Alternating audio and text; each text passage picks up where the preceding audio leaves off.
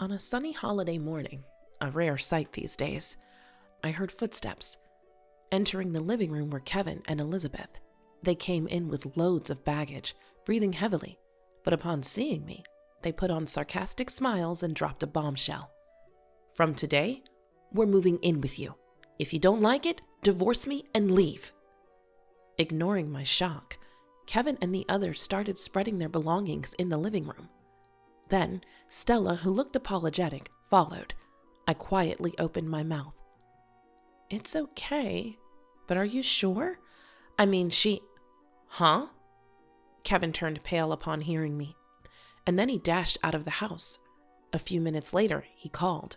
When I answered, he began shouting so loud it could be heard where Elizabeth was. "Are you kidding me?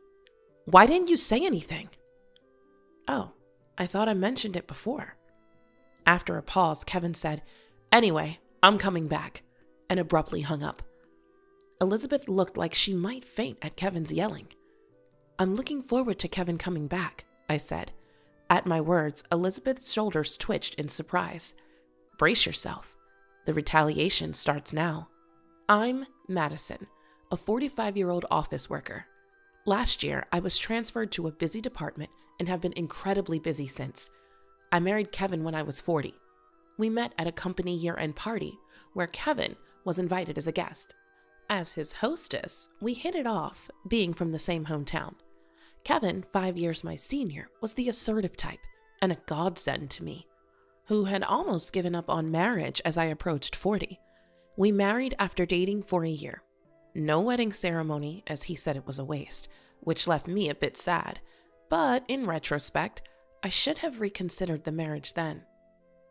"Hey, you slacked off on laundry again, didn't you?" Kevin is what you'd call a henpecked husband. Having lived alone before marriage, he could do household chores. Men shouldn't do housework, but he refused, saying, "I planned to do it tonight since I got home late from overtime," I replied. Coming home to be yelled at only exhausted me more. Kevin, displeased with my attitude, began to angrily raise his eyebrows. "Don't talk back, wife. Who do you think provides the food you eat?"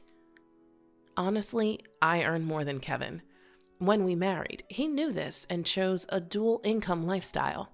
But a year into the marriage, he seemed to have completely forgotten. Initially, I argued back, but as Kevin got more heated and yelled more, I started apologizing quickly just to keep the peace. "I'm sorry. It was my fault." "Do you really think so?" "Yes, thank you. It's because of your hard work that we can live this life." Saying so would satisfy Kevin. Then he would hum a tune and go take a bath. At first, I found his henpecked behavior manly, but after 3 years, I was fed up. Yet, I didn't choose divorce because my in-laws were wonderful people. I'd go out to lunch with my mother-in-law Mia once a month, and my father-in-law Ricky gave me birthday gifts. When at the in-laws' house, Kevin was kind and smiled, and we had pleasant times. My own parents died early, so my kind in-laws were as important as real parents. That's why I hesitated on divorce. But there was something I couldn't tolerate. It was Elizabeth, Kevin's sister-in-law who lived nearby. Elizabeth, divorced due to her infidelity, now lives alone in an apartment. Apparently, the reason for the divorce was Elizabeth's affair. Since hearing of this, I disliked her. Elizabeth disliked me too, bad-mouthing me even in front of Kevin, who doted on her and joined in rather than reprimanding her. Elizabeth had a daughter, Stella, whose custody belonged to her ex-husband. Stella, the spitting image of Elizabeth but completely different in character, was a very good girl. Stella used to come visit Elizabeth about twice a month. Each time, Elizabeth would bring Stella to our house. "Just a minute, Madison. Please feed Stella something delicious. I'm heading out now." So suddenly. "Thanks, bye." Elizabeth would rattle this off one-sidedly and leave without waiting for my reply. Each time, Stella would apologize. I couldn't ignore such an honest girl like Stella, so I ended up feeding her and taking her to various places. "Madison, thank you always." "It's okay. Did you have fun?" Yes, it was really fun. Can I come again? Of course. Asking me timidly while watching my face, I couldn't say no to Stella. Plus, I didn't have children of my own, so I found Stella endearing. But I thought it wasn't good that Elizabeth, her real mom, was never there for Stella's visits, so I decided to ask Kevin. Hey, whenever Stella comes, Elizabeth is never around. Can't she spend a little more time with her? I meant only well for Stella, but Kevin didn't take it that way. His face turned red in an instant, and with a look of anger, he yelled at me. Elizabeth is hurt from her divorce. Unlike you, she's delicate. And yet you blame her? No, it's not like that. Just wondering where she goes every time after dropping Stella off. There's no need for you to know. Just shut up and listen. I stopped talking further to Kevin, who wouldn't listen at all. After a few apologies, a calmed Kevin suddenly started preparing to go out. I'm heading out. Where are you going? It's my business. You just stay quiet and say, have a nice day. Kevin yelled that and slammed the door as he left. Alone in the quiet room, I cried. And then I seriously began to consider divorce. Though I thought of divorce, I hadn't made up my mind because of the in-laws. Amidst this, Mia invited me for lunch, and I decided to go out after a long time. Where are you going on your day off? I'm going to lunch with Kevin's mom. With mom? You better not talk about Elizabeth. Why not? I asked back, not understanding his words. Kevin shouted in irritation. Can't you think a little? You really are stupid. Just go already, and don't talk about Elizabeth. Without waiting for my reply, Kevin pushed me out of the house. Still not satisfied, I met Mia and talked over lunch. By the way, Elizabeth is coming over, right? You knew? I thought so. Mia sighed deeply and then apologized to me. Apparently, Stella had told her that she was bothering me by coming to see Mia. I thought I raised her strictly, but maybe it's a reaction. She's into nightclubs. Nightclubs? That's right. She seems to have a considerable debt. I was surprised by Mia's words. When Elizabeth came to our house, she always dressed in branded clothes and seemed well off. When I told Mia this, she looked even more troubled. That child. We've cut ties with her. So, Madison, you should too. Kevin's probably spoiling Elizabeth, right? Mia said that when Elizabeth's affair came to light, Kevin kept blaming the ex-husband until the end. He even paid off her debts once, I learned. And that was an eye-opener for me. I'm thinking of divorcing Kevin. I'm sorry for the trouble. That's all right. I'll support you, Mia said, holding my hand. Thinking how it would be if my mom were alive, I started planning for the divorce. The preparations progressed meticulously so Kevin wouldn't notice. Hoping to awaken Kevin to reality, I casually mentioned Elizabeth's debts, but Kevin wouldn't listen. Instead, facing Kevin's yelling, I found I could no longer feel love for him. Thanks to the help of the in-laws, I gathered plenty of evidence and learned astonishing truths. Then, the day of action arrived unexpectedly. On a sunny holiday morning, rare these days, I heard footsteps. Entering the living room were Kevin and Elizabeth. They came in with loads of baggage, breathing heavily, but upon seeing me, they put on sarcastic smiles and dropped a bombshell. We're moving in with you, starting today. If you don't like it, divorce me and leave. Ignoring my shock, Kevin and the others started spreading their belongings in the living room. Then Stella, looking apologetic, followed. I quietly spoke. It's okay, but are you sure? I mean, she... Huh? Kevin turned pale upon hearing me, and then he dashed out of the house. A few minutes later, he called. When I answered, he began shouting so loud it could be heard where Elizabeth was. Are you kidding me? Why didn't you say anything? Oh, I thought I mentioned it before. After a pause, Kevin said, Anyway, I'm coming back, and abruptly hung up. Elizabeth looked like she might faint at Kevin's yelling. I'm looking forward to Kevin coming back, I said. At my words, Elizabeth's shoulders twitched in surprise. Brace yourself. The retaliation starts now. As soon as Kevin returned, he confronted Elizabeth. Elizabeth, what's this about debts? I didn't hear anything about it. It's just a small debt, Elizabeth answered, avoiding eye contact. I couldn't help but laugh. Elizabeth glared at me. I decided to respond to that glare. Amazing, Elizabeth, calling $150,000 a small debt? I couldn't say that about such a high amount. Rich people are different. $150,000?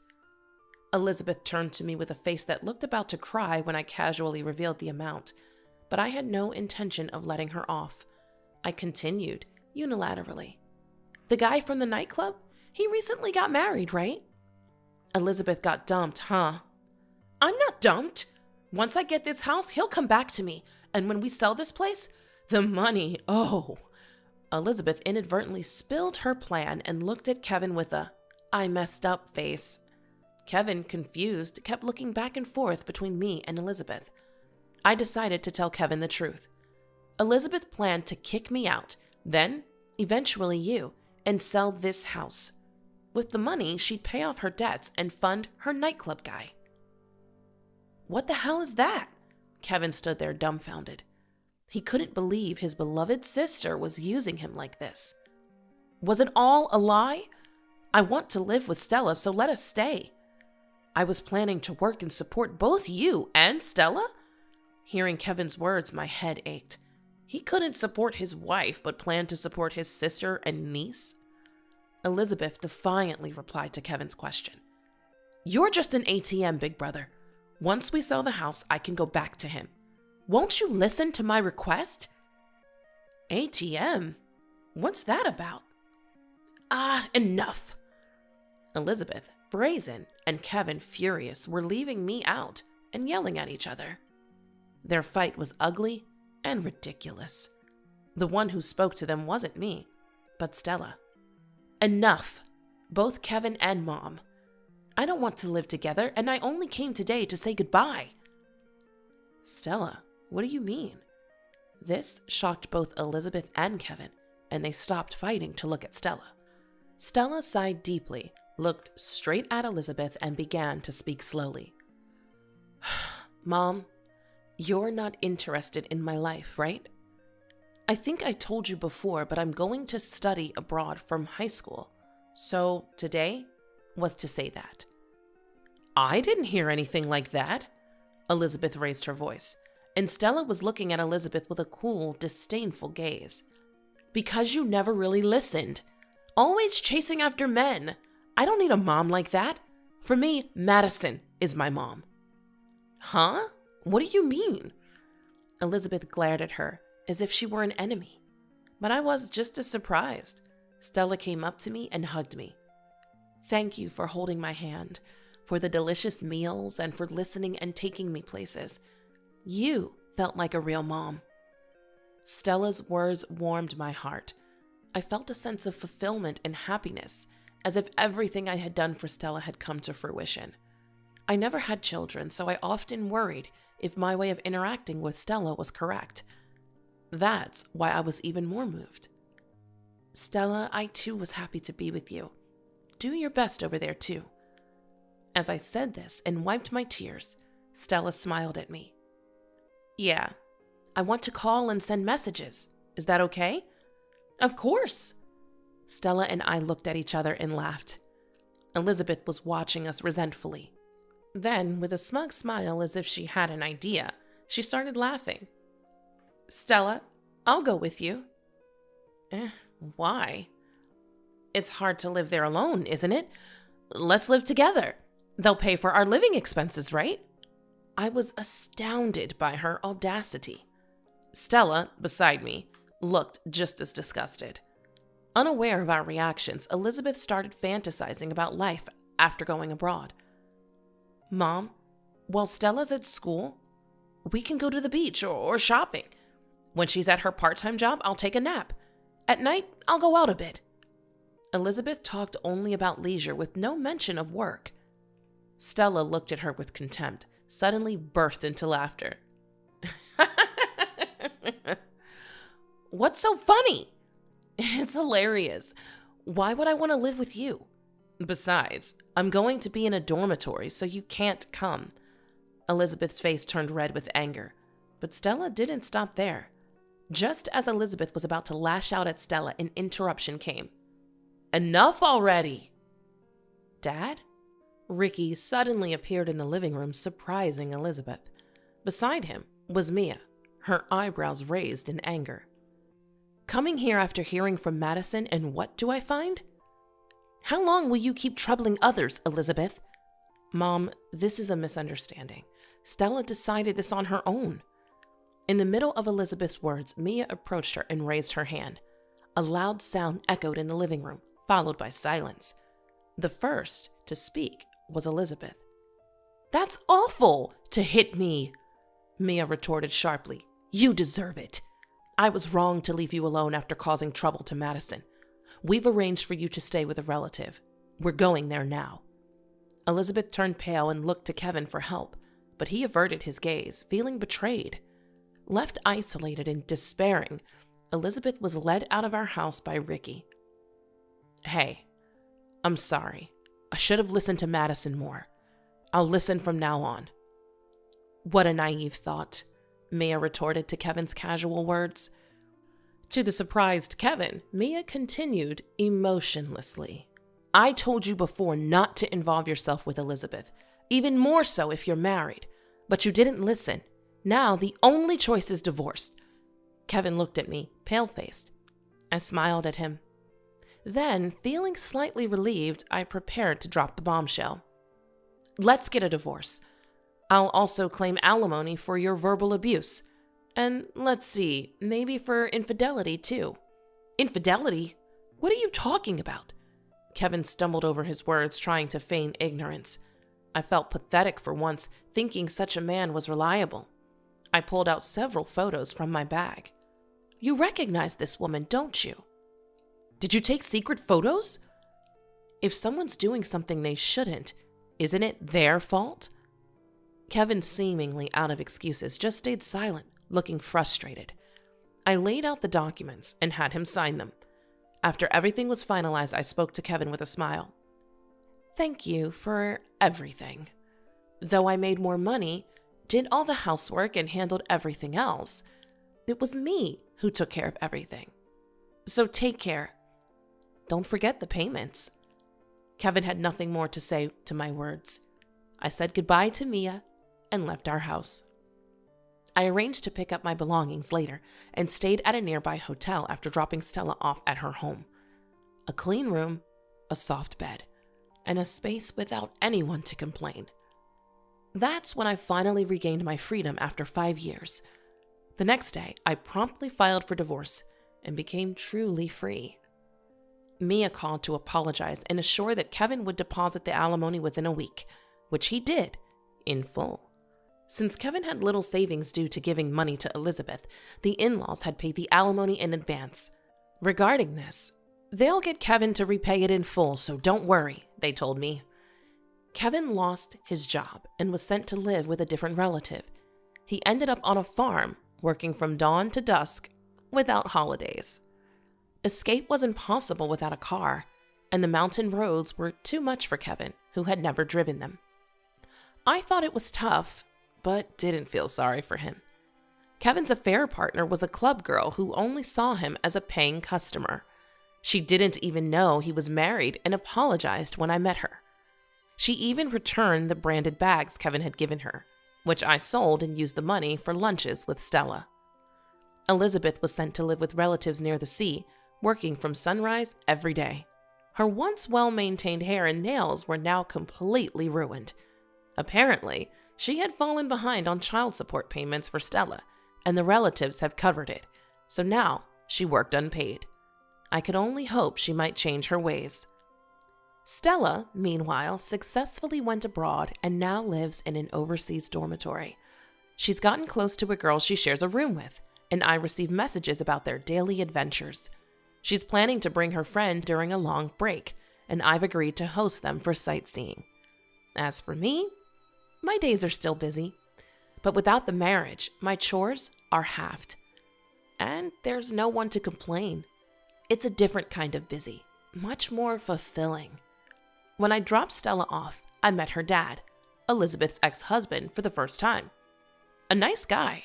We exchanged contacts. As we kept in touch about Stella, we started going out together.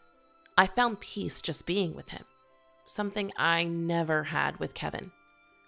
Even I am a bit surprised by these feelings. Stella is thrilled about me seeing him. On a video call recently, "When are you getting remarried?" she asked. I'm not thinking about it yet, but if he feels the same, maybe someday. To me, Stella is like a true daughter, and she feels the same about me. Becoming a real family would make me incredibly happy.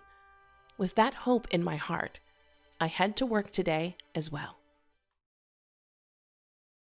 You are nothing to me anymore. Never step foot in this house again. I was shouted at by my father, and supported by John, my soon-to-be husband. I left my family home in tears. It was right after I graduated from high school. My name is Amy. I'm a 36-year-old farmer. This year marks 18 years since I left my family home. From now on, the time I spend living my own chosen life will be longer than the time I spent in my family home. And this thought makes me quite sentimental. My family home was in a city. My father was a corporate worker, and my mother was a stay-at-home mom. We were a family of 4, including my brother and me, who was born a year ahead of me. My parents were the kind of people who ranked their children clearly, so my brother, being the heir, was always given priority.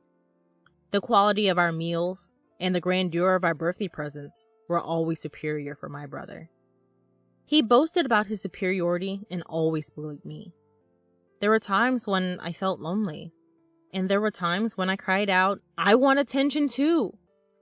But my parents never changed, so I gave up completely. The event that changed my life happened in the summer of my second year of high school. My brother was studying for a college entrance exam, aiming for a top-tier university. His mock exam results were not good at all, so he was always on edge, taking out his frustration on me at every opportunity. My parents, as if handling a fragile object, treated my brother with utmost care and gave me household chores that didn't allow me to have time to study. Because I was performing better academically than my brother, they tried to lower my grades to improve my brother's mood. It didn't make any sense. At that time, I heard about a rural experience program from a teacher. At the high school I was attending, students could participate in a 2-night, 3-day rural experience program if they wished. Participants stay at a host farm, harvest vegetables, cook together, and experience country life. I, who was troubled by my family environment, decided to participate bravely. But my father objected, saying, "Agriculture is something only fools who can't get corporate jobs do for a living." And my mother scoffed at me, saying, "Are you crazy? Willingly experiencing manual labor? Getting dirty and stinky in the mud?" But I defied my parents' opposition and used the pocket money I had saved up to sign up. This was the first time I had ever refused to do as my parents said. It turned out to be an excellent decision. For me, who was starving for familial love, it was truly a wonderful experience. Working in the fresh, rural air was invigorating, and I was able to experience the warmth of a family. The eldest son of that family, John, was a year older than me and the same age as my brother. At first, I was a bit wary, simply because he was an older guy. But John was completely different from my brother. He was kind, but firm, got along well with his parents, and was kind to me as well. John's parents were truly gentle people, and even though it was only for 3 days, I cried a lot when I had to leave the farm. John's mom cried along with me, saying, "You're welcome back anytime." I promised, I will definitely come back. They said they didn't look at their cell phones much, so I wrote them letters regularly. Before long, I started receiving more replies from John, and it became like an exchange diary, and we started dating. It was a pure long-distance relationship, without even a kiss. After my brother failed to get into his first choice university and ended up in a third-rate private college, I became a college applicant. But my parents pressured me to get a job instead of going to college. The reason, they said, was that women didn't need an education. But the real reason was probably that they didn't want me to go to a better college than my brother. Since the rural experience, I had a dream of becoming a farmer. I could become a farmer without going to college, but John was a college student and had moved to the city. So I thought I would go to college and aim for a new kind of farming. Having a clear goal and purpose, I studied hard every day, despite interference from my parents and brother. However, when I passed the university entrance examination, my father was furious, saying, "Are you, a woman, planning to go to a better university than your brother?" My mother also said, "We don't have money to spend on you. Your brother needs money, so you should work and bring money home." I was desolate by my parents' words, and after a huge fight, I ended up cutting off all ties with them. John came to pick me up from home, and his parents, now my in-laws, supported my college expenses, and I ended up attending college. 4 years later, I married John. I never contacted my parents or brother during my college years, but when my in-laws said, "We have to at least give them a heads up about the marriage," we visited my childhood home for the first time in 4 years. Right after graduation, things were chaotic, and it was also planting season, so we couldn't make the visit until the beginning of summer. My in-laws, my husband, and I all had sunburnt, darkened faces from working outside, but my parents and brother openly ridiculed us. My mother asked, "No offense, but how old are you exactly? You must be quite poor to be working until you're all dark like this." I was mortified. "Please, stop, Mom," I implored in a small voice. But she ignored me. My brother smirked and said, "Smart people like me make money with intellectual work. If you can only do primitive work, it's proof you're unintelligent." I turned pale, and the gentle smiles on my in-laws' faces froze. My husband firmly declared, "With all due respect, we are proud to be farmers." My father laughed condescendingly and said to me, "Just to make it clear, you're a stranger to us from now on. You're marrying a poor farmer who has to sweat and work hard. We're going to treat you as if you don't exist. It'll be a problem if you come asking us for money. We don't want to see you anymore." Already being disowned at 18, I knew very well that I was on my own, even without being told so explicitly again. Still, I had tried to maintain the courtesies. The sympathetic looks from my in-laws and John were difficult to bear. On the way home, I quietly wept and resolved to forget about my biological family. Time flew, and before I knew it, 18 years had passed. The emotional wounds had thoroughly healed. I had given birth to 2 children, and my days were busy but fulfilling. Although I had virtually erased the memories of my parents and my brother, I was informed by a cousin that my brother was getting married. My cousin and I have always been close, and we occasionally touched base even after my marriage. At some point, I had sent them rice harvested from our farm, and they were pleased with its taste, even becoming a regular purchaser. Therefore, we maintained a relationship, and we enjoyed chatting on the phone about once a month. "We can meet after a long time at the wedding," my cousin said, but I hadn't heard anything about the marriage from my parents or my brother. Well, since we're estranged, it's true that there's no way for me to know. "I heard they are building a new duplex. I wonder if it's completed."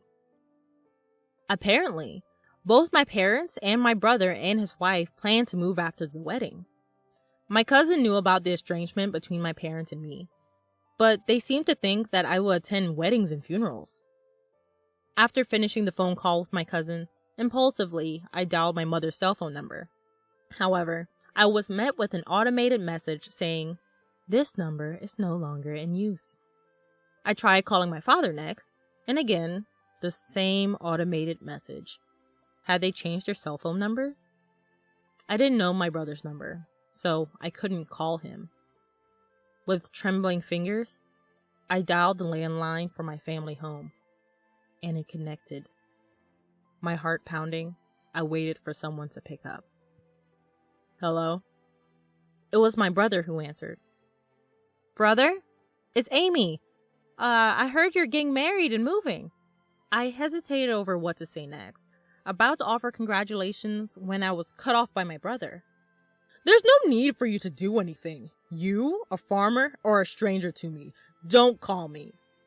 My brother just yelled and hung up the phone. I rushed to call him back, only to find that I was already blocked. This was harsh. No matter how much he hated me, we were still family. It hurt to be rejected like this. Seeing my distress, my husband was concerned and gently asked, "What's wrong? Did something happen?" I couldn't hold back my tears any longer. When I told him about the conversation, both my husband and my in-laws were as furious as if it had happened to them. "Your home is here, Amy. Your family is us here," my mother-in-law reassured me. Her words moved me to tears. I wish she was my real mom. She cared about me much more than my blood-related mother did. My father-in-law also comforted me, saying, "You're happy now. That's all that matters. No need to get hurt. The one who laughs is the winner." My husband added, "Let's take them as a bad example and make sure we don't turn out like that." Even our children, not knowing the situation, hugged me tightly. Thank you, everyone. I felt a warmth in my heart, realizing how happy I was now, even though I wasn't blessed with a supportive biological family. However, things took a drastic turn when my business was featured on national television. My in-laws were originally large-scale grain farmers in the American Midwest. They also grew a wide variety of vegetables and fruits, but a lot of produce didn't meet the standards. I had studied food business in college and spent a lot of time figuring out how to sell all the produce without any waste. I started an online business selling jams, juices, and pickles made from slightly damaged fruits and vegetables that couldn't be sold as they were. Backed by the local farmers union, my business was a huge success. It was a hit with moms who wanted to feed their children safe, domestically produced food, and seniors who wanted to taste nostalgic homemade pickles. I built up the company with young women who, like me, had married into farming families and unemployed young people. It had grown into a $5 million business. Our success story was covered in an in-depth report. After the TV broadcast, we received a lot of attention and calls from various people. In addition to orders and inquiries, there were calls for business transactions and interview requests. Both the company's phone and my personal smartphone wouldn't stop ringing. So when a call came in from an unknown number, I picked it up without thinking. But surprisingly, it was my brother. I suppose he's seen the national television as well. He must have heard about my success. Barely exchanging greetings, he said, "I'm thinking of starting a business. Can you lend me some money?" Excuse me? My answer to that would be no. I felt a strong aversion and coldly rejected his request before hanging up. Then he called again. "Stop arguing and give me the money. If a woman like you can start a business and make money, I'm bound to be successful," my brother incessantly screams. That's not how someone who wants to borrow money should behave, and I wonder where he gets that confidence. It's funny, because it was my brother who said that I, a simple farmer, was a total stranger to him. I didn't respond to my brother, but instead I asked something that had been on my mind for a while. "Hey, who decided not to tell me about the move?" "Huh? Of course, it was me. My wife, she's a city girl. The moment I mentioned you, she said we should cut ties." So, that's how it was. I didn't want to hear more, so I hung up and blocked his number. I realized that my brother's wife, whom I never met, seemed to have the same character as my brother and my parents. The fact that my brother saw me on TV might mean that my parents saw it too. A few hours later, when I thought I was getting another call from an unknown number, it turned out to be my father. "Why are you the boss? Did you steal a man's job?" he demanded. I answered, "Well, both John and my father-in-law are involved in the farming business, so it's only natural." In reality, it's called large-scale consolidation, and it's become advantageous to incorporate if you're a somewhat large farm. My father-in-law is the president of the local agricultural association, and John has incorporated his in-law share and is the president of that corporation. Maybe my explanation convinced him, because then he said, "You're distant. Why didn't you contact us?" I was dumbfounded inside and responded, "It was you who disowned me. I'm hanging up now." And I hung up and blocked his number. A few minutes later, I got a call from my mother. "Why aren't you giving your brother money? You're making $500 million a year, aren't you? Send money home. We're your real family. Have you forgotten all the favors we've done for you, raising you up? At least give us $300 million, or at least $250 million. My mother was the most aggressive of all. Even though the business makes $500 million, that's total revenue. After paying for expenses and employee salaries, I barely have any left over. I exaggerated a bit, and my mother instantly retorted, "You're lying! There's no way that's true!" I was getting irritated. My mother persistently demanded money, but I wondered if she wasn't embarrassed. "I'm not going to send money, whether I have it or not. We're strangers," I said, then hung up and blocked her number, of course. I thought that was the end, but I was wrong. My parents and my brother, and my brother's wife, who I'd never seen before, showed up uninvited at my in-laws' house. My father said, "Hey Amy, you want to hear the surprise? I'm revoking the disownment." I was stunned at how desperate they were for money. My mother-in-law asked, "What on earth is going on with you people?" Expressing their discomfort. Even my father-in-law and mother-in-law were glaring at my parents in silence, and the employees around had gathered, looking at my parents with stunned faces. My brother must know he is not welcome here either. "Huh? The real blood-connected family is us. We have the right to get the money you earn too." The woman who seemed to be my brother's wife nodded in agreement with his words. I was furious. "I don't think so. Even though we had a blood connection, there was no emotional connection at all. You treated me like a stranger and abandoned me." The emotional scars from being abandoned by my biological family were revived, and I was on the verge of tears again. At that moment, John came and stood next to me. "Amy is now a part of our family. Even without you disowning her, we are perfectly happy. Please go home." He defended me and declared firmly. The employees also criticized my parents in unison. "Exactly! What are you thinking? How rude." There are many people on my side here. When I thought this is where I belong, I felt profoundly happy. My brother began to get angry. "Shut up! Shut up, you country bumpkins! You're all low-educated trash, aren't you? Obey what we say in silence," he ranted. Then John replied, "Well, both I and my father are Ivy League graduates, and Amy has graduated from a well-known university for agriculture," casually revealing our educational background. "What? Despite being graduates of top universities, why are you farming?" my brother yelled in surprise.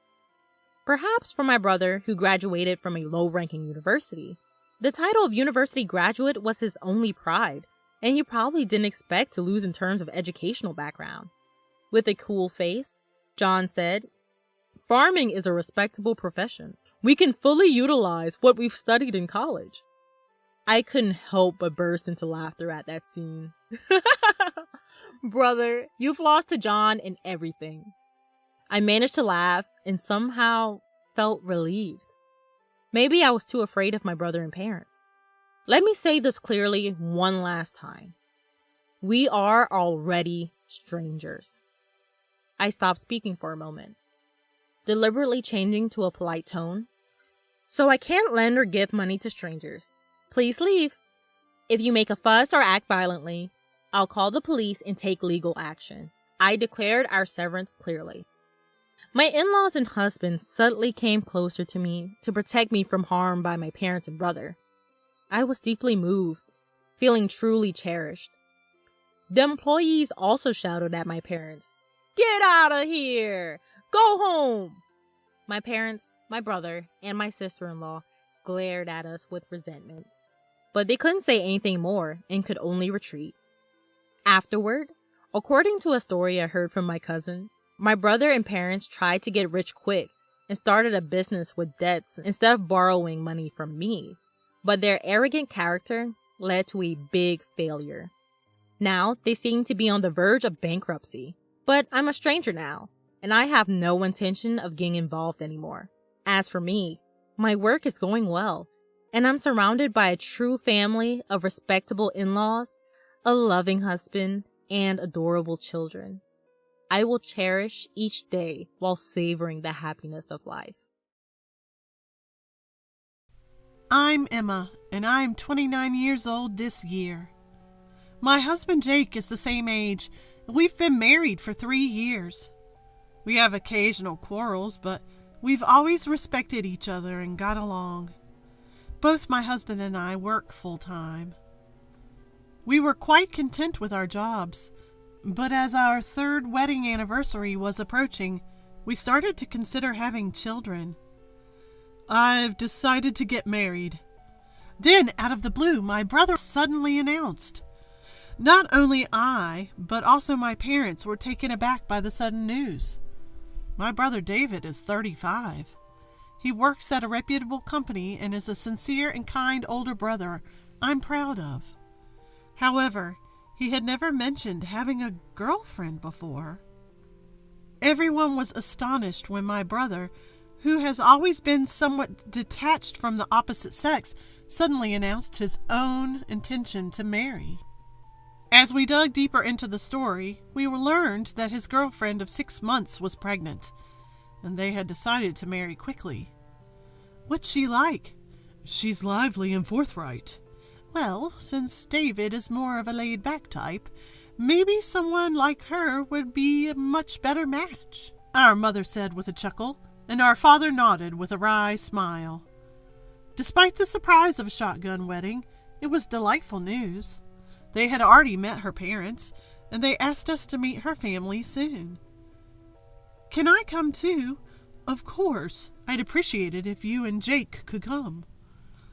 David often visited my husband and me because they got along so well. In fact, I think he enjoyed spending time with my husband more than me. I think Jake will be happy too. Congratulations on your wedding, brother. Thanks, David responded, blushing slightly as he smiled. His happiness seemed infectious, and I felt joy too. Then came the day of meeting with the bride's family.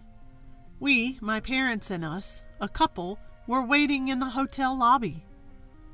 Sorry to keep you waiting. David arrived a little after the agreed-upon time, looking a bit flustered. A few minutes later, David's girlfriend and her parents arrived. Her name was Misty, who I heard was 33, 2 years younger than my brother. In person, she looked even younger. Maybe it was because she was more beautiful and a bit flashier than I had imagined. My name is Misty. Nice to meet you, she said in a slightly nasal voice. Hearing her voice, my husband exclaimed, Huh? What's the matter? No, it's nothing, he replied after some thought, shaking his head. Despite his odd behavior, the meeting went smoothly. My husband's unusual demeanor was worrisome, but I turned to Misty when addressed. Emma, right? Let's get along, shall we? Yes, I hope we can be good friends too. With her warm smile, I found myself smiling back. Although I sensed something was off about my husband, I momentarily pushed that aside. relieved to see that my brother's wife-to-be seemed to be a pleasant person.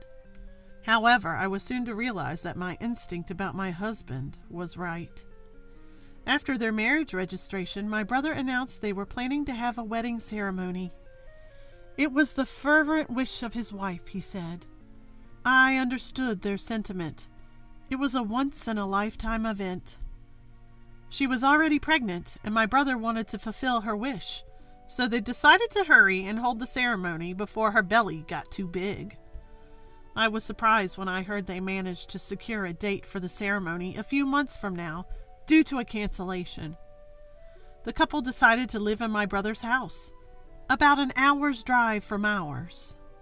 One day, during a weekday off, the doorbell unexpectedly rang while I was home. "Hello there. Misty?"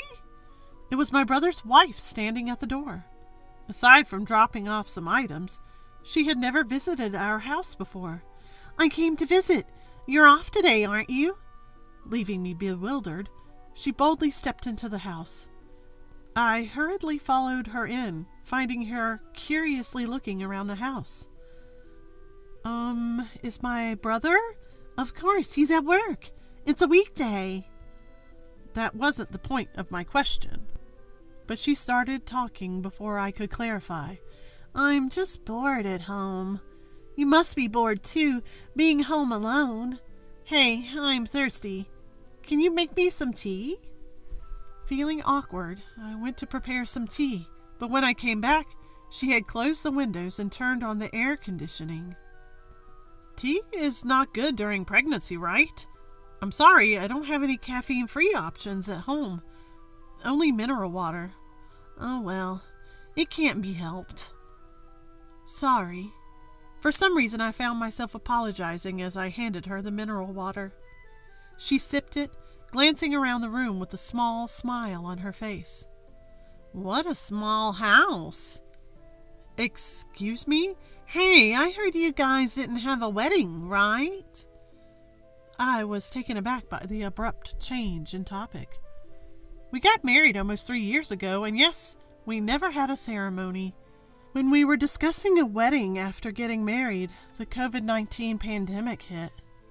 Luckily, we hadn't made any reservations yet. We had a long discussion, including whether we should have a ceremony at all, and in the end, we decided not to. Neither of us was particular about having a wedding, and we agreed to save the money for our future home instead. We explained this to both sets of parents and appeased them by agreeing to have wedding photos taken. Well, we weren't in a position to have one when we got married, but you still haven't had one, right?" We decided together. "Well, I guess you have to say that, don't you?" She let out a dramatic sigh, resting her cheek in her hand. There was a slight smirk on her face. "Poor thing, not even having a wedding ceremony." She exaggeratedly declared that, not giving me a chance to retort. It's not that we couldn't have a wedding ceremony, but she didn't give me a chance to interject. "So small a home and no wedding ceremony. Have you had kids yet?" Well, truly pitiful. But what else could we expect, looking at you? I thought I'd misheard, but after seeing my sister-in-law's mocking grin, I realized she indeed uttered those words. Indeed, compared to my sister-in-law, I wasn't especially beautiful. I wasn't gorgeous or cute, nothing to write home about. This was the first time anyone had belittled me to my face like this. After that, she often visited on my days off and kept belittling me. Looking at the glass in the kitchen, she'd comment, "Truly a mess, but I suppose it can't be helped if you're busy at work, can it?" And on days when I wasn't wearing makeup because I was off, "Maybe you should wear makeup even on your days off." Well, even with makeup, there's only so much you can do. Maybe that's why your husband doesn't see you as a woman. Every time she saw my actions, my home, my appearance, She'd laugh triumphantly and make snide comments. It wasn't outright ridicule, but she belittled me with the pretense of sympathy. She was my brother's wife, and their wedding was just around the corner. I felt like I shouldn't escalate things, so I didn't say anything to my brother or my husband. However, the stress of being ridiculed repeatedly was overwhelming, and my husband began to worry about me more and more. "You seem to have lost your appetite, and your complexion doesn't look good. Maybe you should see a doctor." My husband kept saying this, and although I pushed back at first, I finally gave in. I thought it was stress, but recently I've been feeling dizzy and my body won't accept food. I went to the hospital just in case, and I was in for a surprise. "What's going on? Suddenly calling everyone together like this?"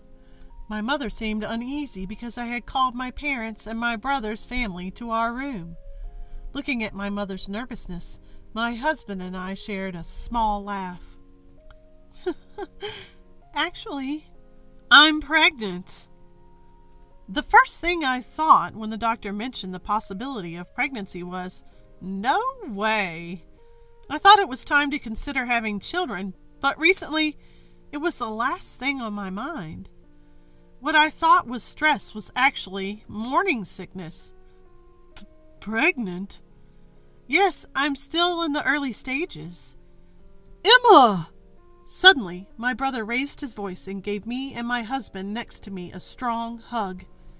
When I turned around in surprise, I saw that his eyes were filled with tears. "Congratulations! I'm so happy, as if it were happening to me." "Big brother?" Seeing my brother's reaction made me tear up as well.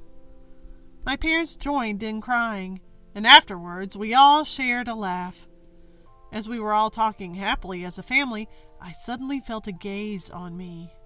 "Huh?" When I turned towards the gaze and gasped, my sister-in-law was glaring at me with a scary expression. "You know, Miss D." After returning home, my husband started speaking with a hesitant look. "I feel like she was glaring at you with a scary look." So, my husband also saw her face. Afterwards, when my brother spoke to my sister-in-law, she answered with a quickly constructed smile, so I thought I was the only one who saw it. Looking at my worried husband, I thought it might be better to keep quiet. Actually, ever since my brother got married, his wife often came over unannounced, and each time she continued to make snide remarks. As I choked on my words, recalling the emotions of those moments, my husband quietly listened. "So I want to keep a distance for a while." "I think I should keep my distance too."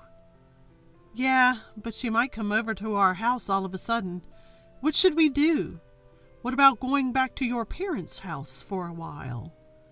"My parents' house? Yeah, you've been struggling with morning sickness.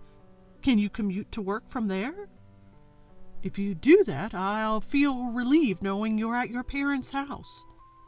My husband reassured me, and I breathed a sigh of relief.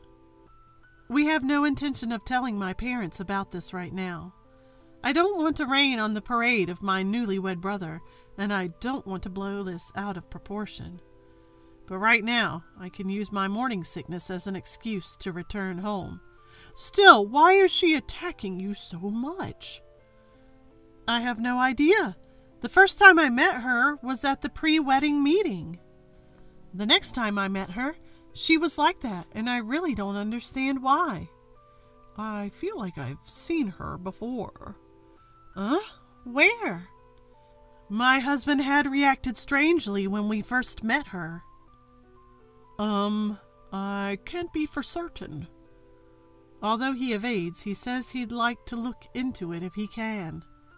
A few days later, we were to learn a shocking truth.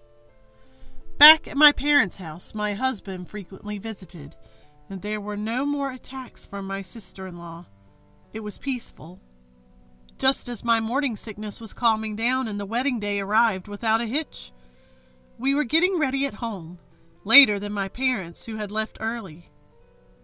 When we were about to leave, my sister-in-law called. "Ah, you've already prepared?" "Yes, we're about to head out. Sorry, we don't have a seat for you." "Huh?" "My family and friends are coming today. I'd be embarrassed if they thought you were my family, so don't come to the ceremony." "What?" "You might dress up, but you know, with a background like yours, expectations are low." She was laughing on the other end of the phone. "I'm the star of the day, you understand that, right?" "Does my brother know about this?" "Of course. He can't say no to me." "Understood. But I'd like to talk after the ceremony." "I'll consider it. Give me the gift later, okay?"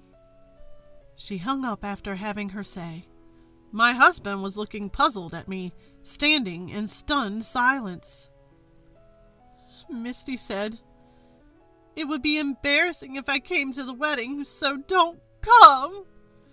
Tears started flowing as I spoke, unable to hold back. "Are you serious?" "But it's my brother's wedding and he agreed to it." As my husband comforted me by gently rubbing my back, he exhaled, as if he had made up his mind. "Let's investigate the facts and talk to David properly. David is not the kind of person who would tell you not to come to the wedding." My husband seemed quite angry. "We also need to clarify that. It would be better for David as well." "I understand. Thank you." 1 week after the wedding, my sister-in-law came alone to the restaurant I had called her to. "Huh?" She seemed surprised not just to see me there. And it's understandable. It wasn't just my husband and me. My parents, my brother, and even her own parents were all there.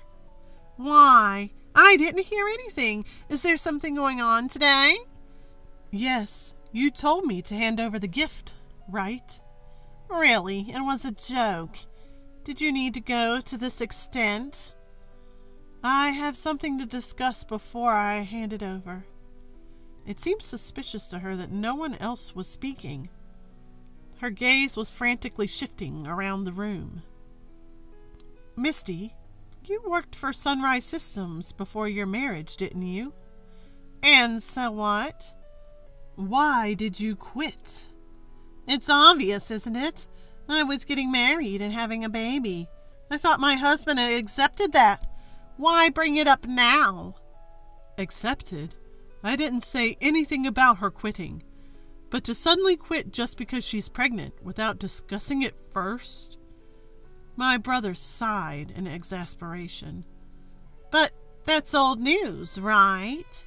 At that point, my husband chimed in. "Actually, Sunrise Systems, where she worked, is a client of my company. They're almost like a subsidiary, so we get quite a bit of inside information." "What?" Seemingly at a loss for words, my sister-in-law fell silent as my husband spoke. "I thought she looked familiar. She had an affair with a married supervisor at her workplace. Felt uncomfortable and quit, right?" Weren't your parents aware of that as well?" As he looked at my in-laws, they let out a deep sigh. "We apologize. She cried and said she was forced into the relationship by her boss. We believed her. We're really sorry. We thought it was all in the past." With heads bowed deeply, my sister-in-law's parents apologized. "What the hell? I was forced by my boss. That's what I said. It's all in the past now." "Past?" The sound of my brother's voice low as a rumble of thunder, my sister-in-law trembled. He sighed heavily and laid several photos out in front of everyone. "How are you going to explain these?" The photos showed my sister-in-law and a middle-aged man arm in arm, entering a hotel together. I was shocked to hear from my sister and her husband after the wedding that your affair with your old boss is still ongoing. Within only a week, my brother had gathered a lot of evidence. Right after the wedding, we consulted with my brother about my sister-in-law, passing on all the information we had. We told him that we had been uninvited from the wedding, that she had been nasty to us long before that, and that she had quit her job due to an affair. My brother had been told by my sister-in-law that I wasn't at the wedding because I had severe morning sickness. My brother apologized for everything she did, even though he had done nothing wrong. When I asked him what he was going to do, he said he would look into it himself. And a week later, when my brother told me he was ready, I called my sister-in-law. My brother had called our parents and her parents here himself. This, everyone knows. That's why we called her here. As my sister-in-law tried to snatch away the photos in panic, she froze in despair upon hearing those words. You've also been bullying my sister. Why? With a sullen look on her face, my sister-in-law muttered, It's just, despite being so much less attractive than me, she looked so happy. Her family is so close-knit, too. She should be satisfied with that. But she even got pregnant. Well, I'm the one who should be the center of attention. So that's why you didn't invite her to the wedding? Of course. It's my wedding. It's strange to have someone else being congratulated. Everyone was at a loss for words at the sight of my sister-in-law, who nonchalantly justified her actions.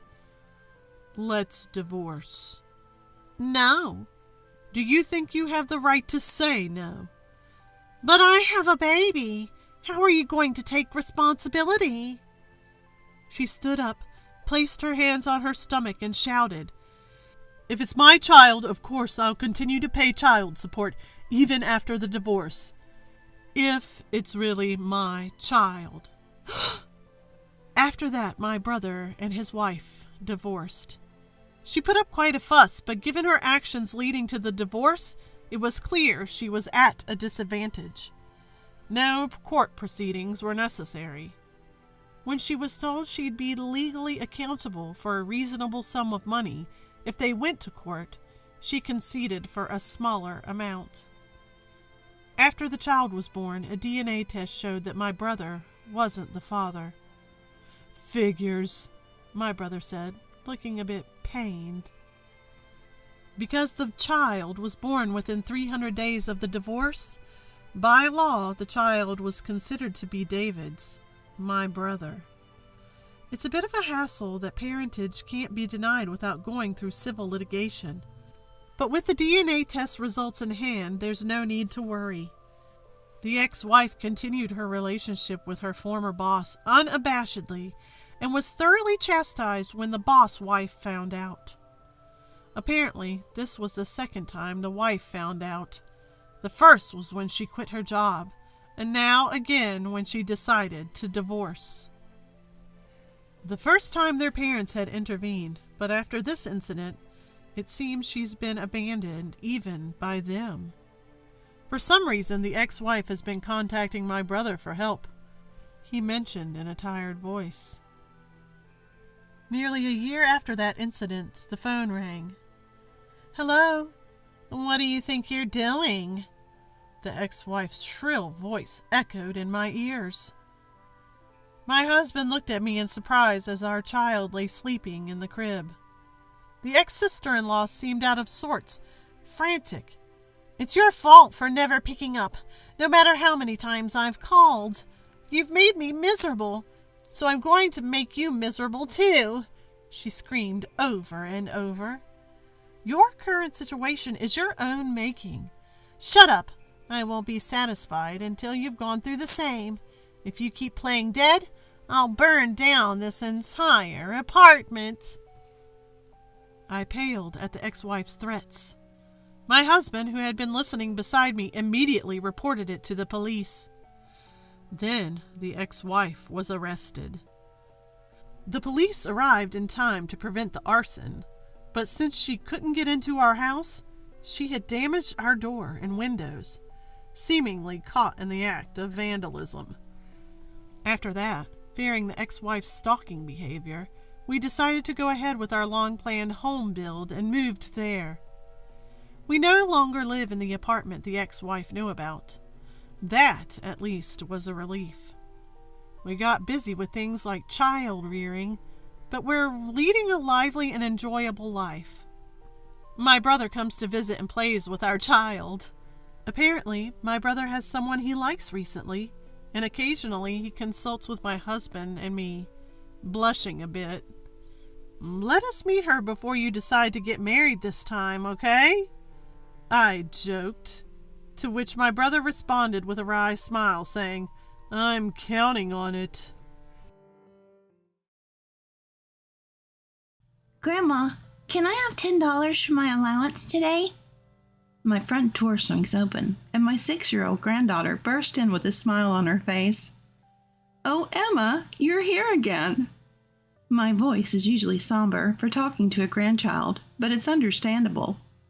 Emma has been coming over for money 5 days in a row now. I had just returned from living abroad for 10 years, and Emma, who had only seen pictures of me as a baby, came to visit. I was initially thrilled to meet her, but her daily visits asking for money started to bother me. I called my son's house multiple times.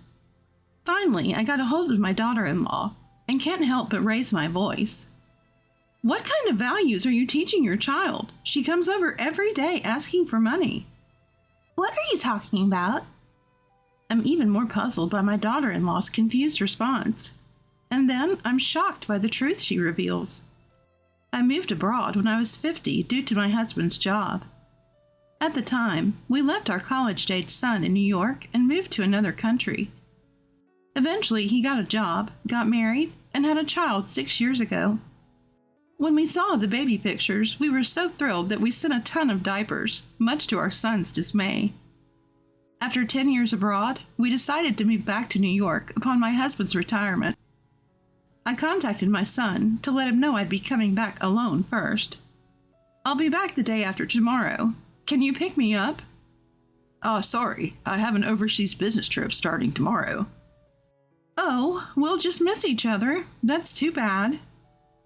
I was excited about my life back in New York, even though I wouldn't see my son right away. Our house, located in a prime area, was too big to maintain, so my son and his wife didn't want to live there. We had it regularly cleaned by a service. 2 days after returning, a little girl suddenly visits. Hello, Grandma. Huh? Nice to meet you. I'm Emma. Could you be my granddaughter, Emma? The girl, who somewhat resembles my son, answers, yes, and shows me a picture of her and my son. What I saw in the photo was my son smiling and leaning on each other's shoulders, and Emma in front of me. Oh, Mark has aged. I can't help but smile at the sight of my slightly chubby son. Do you always carry this photo? No, Mom told me to show it to you when I met you. I suddenly realize Emma seems to be alone. How did you get here? Mark, your dad is on a business trip, right? Yeah, but my mom dropped me off nearby. She said she had to go shopping and told me to stay here. Emma is only 6 years old. I can't imagine letting a child this age walk alone in New York.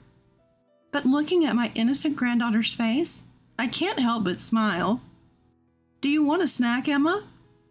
Yeah, yay! I give her some snacks and juice, and she happily munches away. We spend the afternoon playing puzzles, and before I know it, it's evening. I'm preparing some cookies to send her home with when I hear, "Bye, Grandma," and she's gone in a flash. I try to follow her, but she's already out of sight, and I don't have my daughter-in-law's phone number. I call their home that night, but no one answers. I'm worried, but the next day Emma shows up again. Geez, Grandma, you had me worried. Why did you leave so suddenly? Mom came to pick me up nearby, so it's all good. Looking at my cheerful granddaughter, I wonder if I'm just being overprotective. Emma spent the day at my house again and left on her own, saying, "Mom is waiting for me nearby." I call home, but my daughter-in-law doesn't answer. Yet Emma keeps showing up every day. After this happens for 2 days, I start to find it suspicious. Then Emma says something unexpected. "Grandma, I want an allowance." "An allowance?" "Yeah, give me $5. I'm surprised by the sudden request, but I think maybe it's a child's privilege to ask for money so straightforwardly, so I hand her $5 with a smile. However, from that day on, Emma starts asking for money every time she opens her mouth, and the amount she asks for keeps increasing. $10, $20, day by day. "Do you want to buy something? If so, I can buy it for you." "No, I just want the money." I want to give it to her, but I can't just hand it over without reason. "Why do you want the money?" I just want it." "But you shouldn't just take money from people." "Why not? You're rich, right? Mom told me you have lots of money, so I can get as much allowance as I want." "What? Mom said that?" Emma repeats, "Give it to me," with sparkling eyes. One day, when I firmly said no, I found some bills missing from my wallet. I wanted to call Mark, but unfortunately he's still on an overseas business trip. After calling my son's house several times, my daughter-in-law finally answers. "Oh, mother-in-law, long time no see. Sorry, I heard you were back, but things have been hectic." "I don't care about that. What are you teaching your child? Emma comes over every day asking for money." Emma, what are you talking about?" When I confront her saying, "Don't pretend you don't know," she replies with unexpected words. Emma can't go to your house." "What are you talking about? She's here right now." My daughter is in the hospital." "What?" According to my daughter-in-law, Emma has been frail since birth and has been in and out of hospitals. The reason I only received baby pictures while I was abroad was that they didn't want to worry me with her frail appearance. The reason I couldn't reach my daughter-in-law was that she was at the hospital where Emma was admitted. After she hung up saying, "I have to go to the hospital now," I was stunned for a while. Who is this Emma who came to my house today? Calling me Grandma and carrying a photo of her and Mark? "Emma, will you answer Grandma's question?" "Yeah, sure. What?" "What's your dad's name?" "Mark." "And your mom's name?" "Betty." I frown at this point. The name of the dad is correct, but my daughter-in-law's name is Jennifer. I asked a few more questions, and there are slight discrepancies in all her answers. "Is Mom coming to pick you up today, Emma?" "Yeah." "I see." By this time, I had already made up my mind. In the evening, as Emma leaves my house alone as usual, I quietly follow her. After walking for a while, Emma enters a nearby park and runs toward a young woman waiting there. The woman at the park is a complete stranger, not my daughter-in-law, and I don't recognize her face.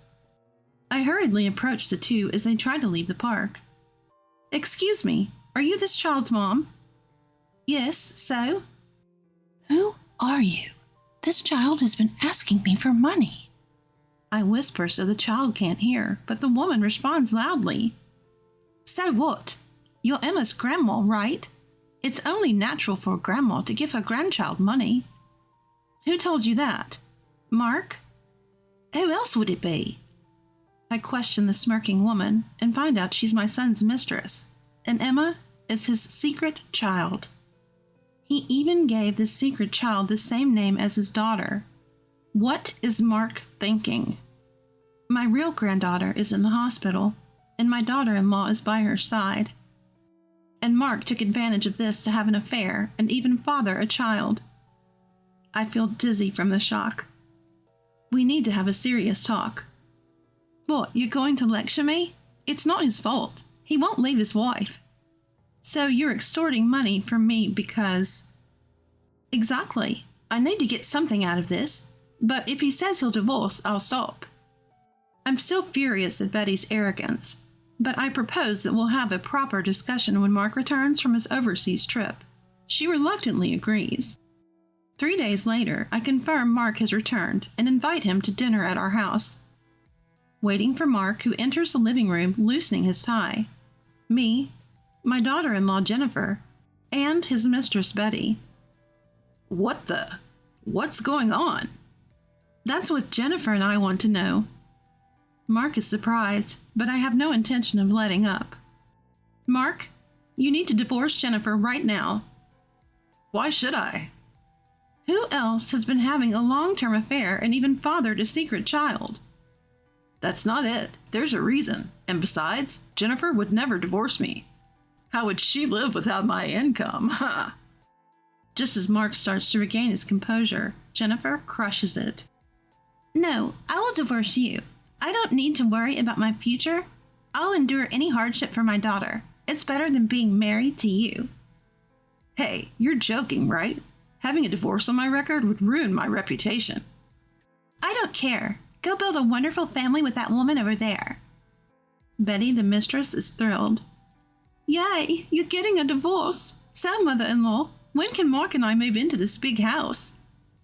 Unfortunately, you'll never call me mother-in-law, and living here is out of the question. Why, you're not going to approve of our marriage? Marry if you wish. I have nothing to do with it anymore. What? Mom, what are you saying? Mark, I'm cutting ties with you. Live your life as you please. My words silenced the room. Everyone in the room looks shocked.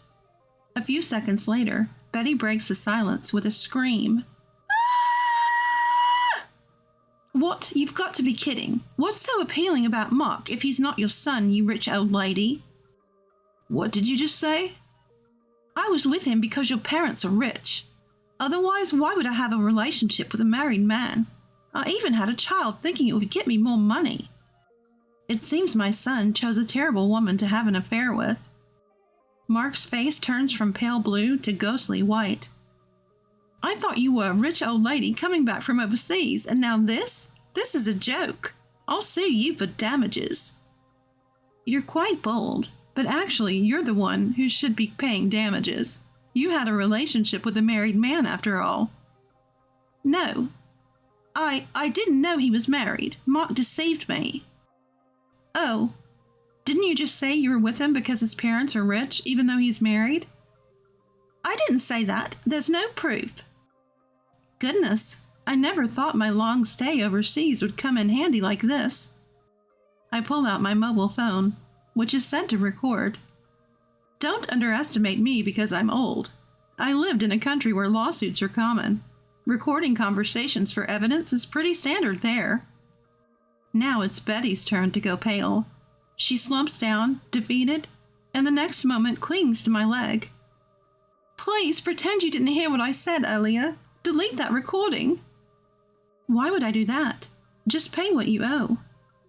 I can't. How much are these damages? I don't have that kind of money. Betty turns to Jennifer, pleading for forgiveness, but Jennifer quietly shakes her head. Afterwards, Jennifer divorces Mark and claims $30,000 in damages from both him and Betty. Mark also ends up paying $1,000 a month for both Emma's child support. Having been cut off by me, he loses his spirit, makes mistakes at work.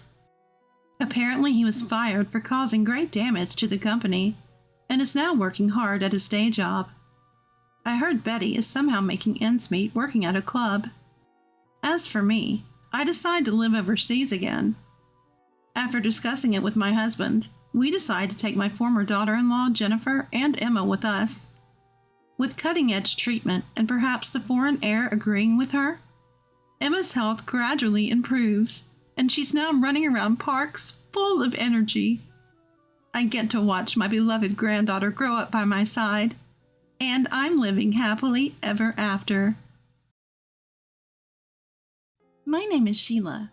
I'm 36, working part-time at a supermarket while raising two daughters, a 12-year-old and a 10-year-old.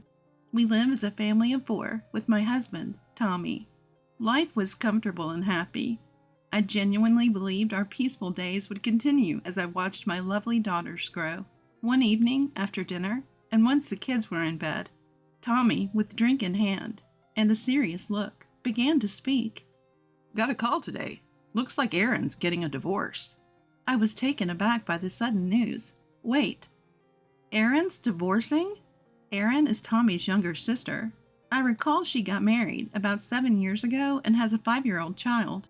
That's a young kid. Is she going to be a single mom? Seems like it. Apparently, her husband had some hidden debts, and she decided to divorce him quickly. That's tough. Yeah, and she's planning to move nearby next month. She'll probably need some help, so I was hoping we could be there for her. Without hesitation, I nodded in agreement. Divorce is hard enough, let alone raising a child alone. Having raised kids myself, I deeply understand the challenges. I genuinely wanted to help in any way I could. Let Erin know she can reach out anytime she needs something. Thanks. We should support Aaron from now on. Little did I know that this casual promise would lead to unexpected events. The following month, Erin and her son Dick moved into an apartment just a 5-minute walk from our place.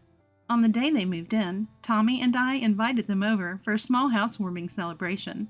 Our eldest, Becca, and our younger daughter, Ariana, played happily with Dick. Erin, you've been through a lot, though, I said. Erin replied, chugging her beer. Honestly, marriage isn't worth it. If it weren't for Dick, I wouldn't have married that awful man. I regret it. I was a bit shocked she'd say that in front of Dick, but figured the stress and alcohol played a part. Erin always spoke her mind. I remember when I first met Tommy's family, she bluntly said, "Really, Tommy? You chose someone so plain? Did you settle?" I froze in shock when he said this to my face, but back then, Tommy's dad scolded her for her words. Erin, if you ever need anything, just tell me, Tommy confidently told her. Thanks. I knew moving close to you was the right choice. I thought about going back home, but Dad can be too strict, and I didn't want to feel suffocated. I remembered that Erin and Tommy's dad didn't get along well. It wasn't hatred, but more of Erin feeling overwhelmed by his strictness. If you ever need anything, just call. We'll be there in a heartbeat, Tommy assured. I added, yes, please let us know if you need help. But deep down, I felt a twinge of unease. I had this nagging feeling that we might be taken advantage of, and my intuition wasn't wrong.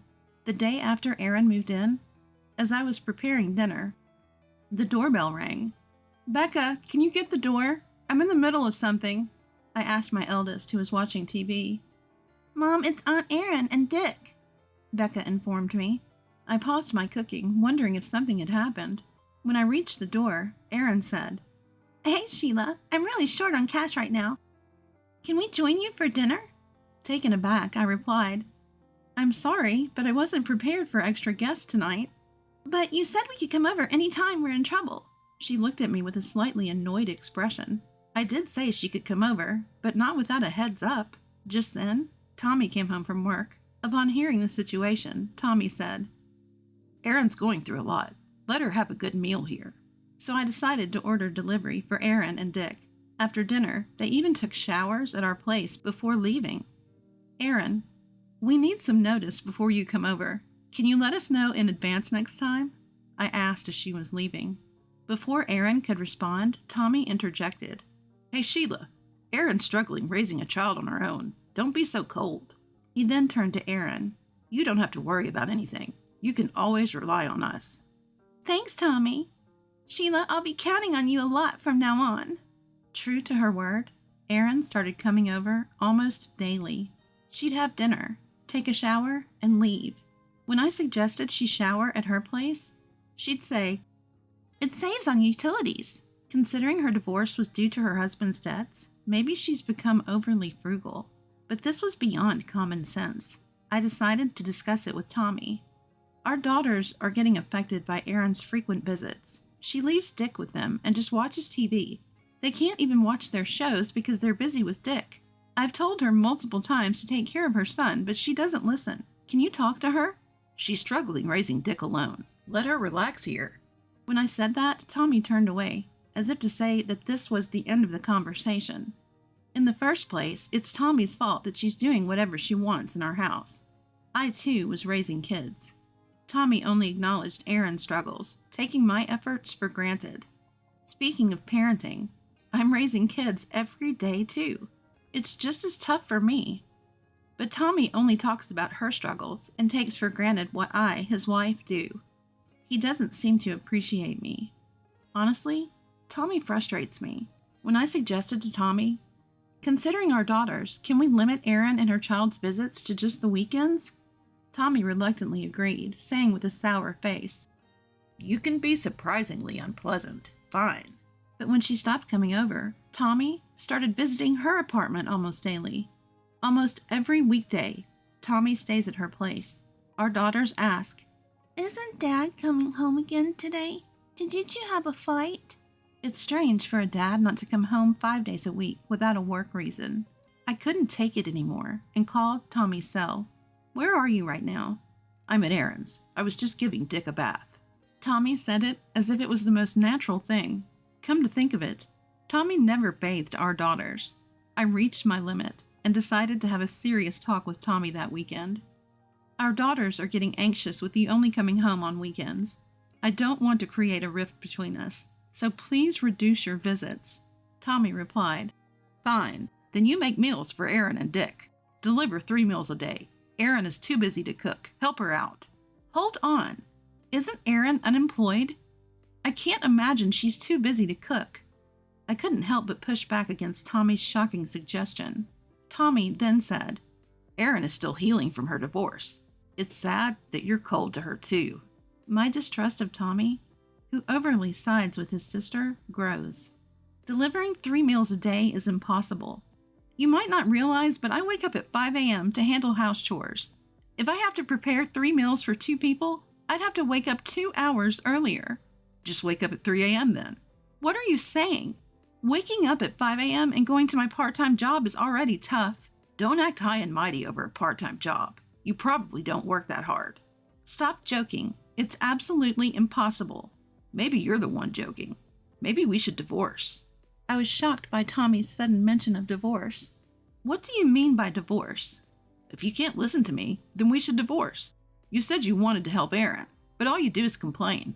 That's cruel. That's my line. You're the one relying too much on wanting to help. There's a limit to taking advantage. Shouldn't you respect someone you're close to?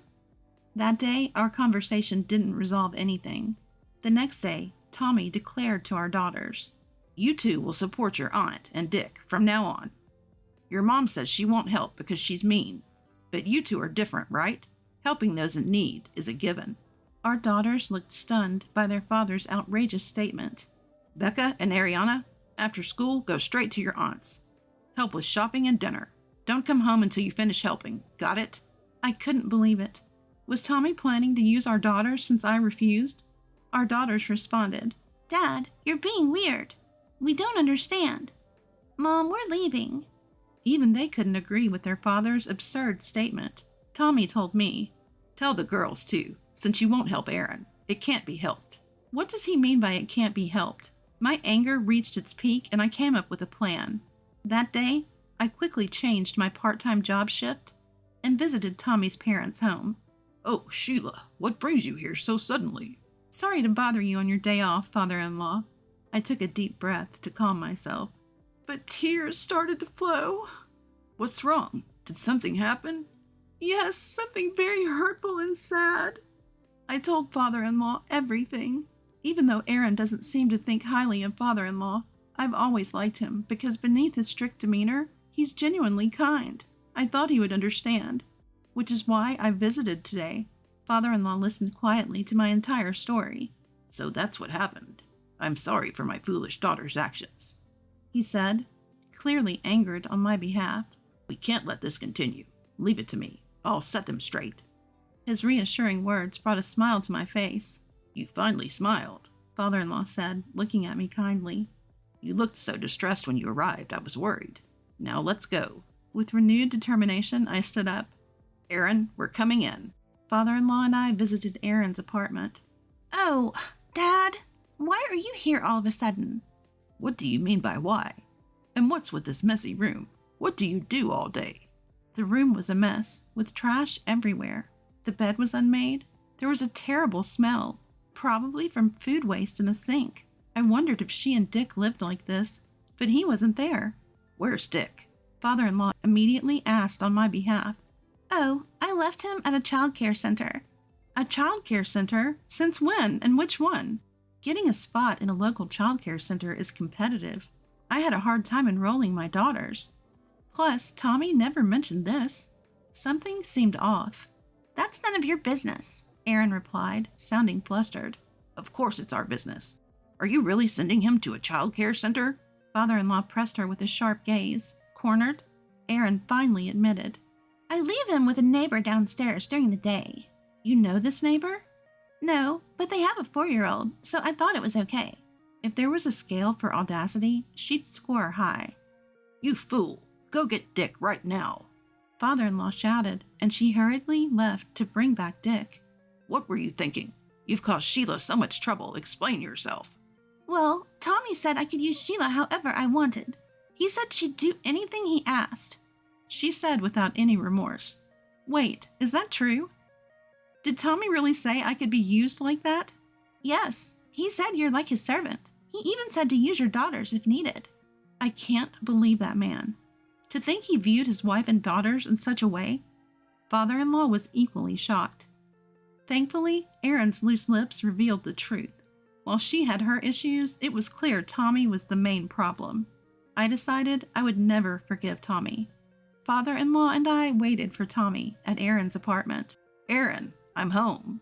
Tommy, returning with high spirits, froze upon seeing father-in-law sitting silently. Dad, why are you here? We've been waiting. Sit down. Father-in-law pointed to the sofa in front of him. Why the sudden visit? You startled me. Tommy tried to brush it off with a smirk. Just sit down. With a stern command, Tommy quickly sat up straight. You've been doing whatever you pleased, haven't you? Tommy glared at me upon hearing father-in-law's words. You ratted me out to Dad? Shut up. Both you and Aaron are out of line. But Tommy and his sister were clearly intimidated by their father. It's evident they're genuinely afraid of him. Sheila, what do you want to do moving forward? Father-in-law asked me calmly. I had already made up my mind. Actually, the girls are currently at my parents' house. Why would you do that without discussing it with me? I don't want to hear that from you. I was terrified of how you'd use our daughters. I felt I had to protect them, so I've decided we should separate for a while. Why the sudden decision to separate? Don't be ridiculous. It's not sudden. You've barely been home on weekends. Weren't you the one who first mentioned divorce? That was just a joke. I won't accept a separation. Tommy was adamant about refusing my proposal. Then father-in-law spoke up. There's a process called mediation divorce. Father-in-law said so and told me about the legal process of divorce. He explained the legal proceedings of divorce, the benefits of hiring a lawyer, and how to gather evidence to strengthen my case. Turns out, father-in-law is a practicing attorney. Now I understand why Tommy and Aaron fear him. They know how father-in-law champions those facing injustices. Regardless of being his children, father-in-law would uphold justice without bias. It's puzzling how such a straightforward man could have such selfish children. I'm on Sheila's side. What's right should prevail. Father-in-law's words warmed my heart. After a 3-month separation, Tommy and I divorced. I thought it would lead to mediation, but Tommy agreed after father-in-law's persuasion. I don't know what was discussed, but Tommy's words, I don't want to go against Dad, hinted at intense pressure.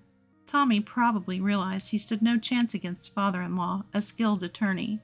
It was a clear victory for father-in-law. I told Tommy, how does it feel to be bitten by your own dog? He just looked down, saying nothing. He probably always looked down on me. It's a bit sad to think about. After the divorce, Erin lost the financial support she received from father-in-law. You can't always rely on others. If you need money, work for it. When you think of someone else, you can overcome any hardship. Inspired by father-in-law's words, Erin started working part-time and is now raising Dick with determination. After the divorce, I changed jobs. From a part-time job, I became a full-time employee. I wanted to provide a better life for my daughters. It was challenging to find full-time employment initially, but that frustration drove me to improve my skills. I now see my divorce from Tommy as a blessing in disguise. I still have a good relationship with father-in-law. My daughters adore their grandfather, sharing their achievements and gifting him with things like music boxes they made at school. Father-in-law is irreplaceable to me. I cherish our relationship and feel fortunate to have such a respectable father-in-law by my side. I hope to be as admirable to my daughters as father-in-law is to me as I continue my journey in life. Before payday as usual, my eldest son, his wife, and their daughter came to visit me at my home. After dinner, they lounged in the living room without helping clean up. As I was about to bring them coffee, I overheard a conversation between my son and his wife through the door. Ariel, we should take this house for ourselves. Let's put Mom in some facility. We should make her give it to us while she's still alive. We don't want her getting forgetful. I'll find a good place for her. Dad apparently left some money, too. Great, haha. Mother-in-law is like an ATM, huh? Take out money whenever you want. Exactly. It's good to have rich parents.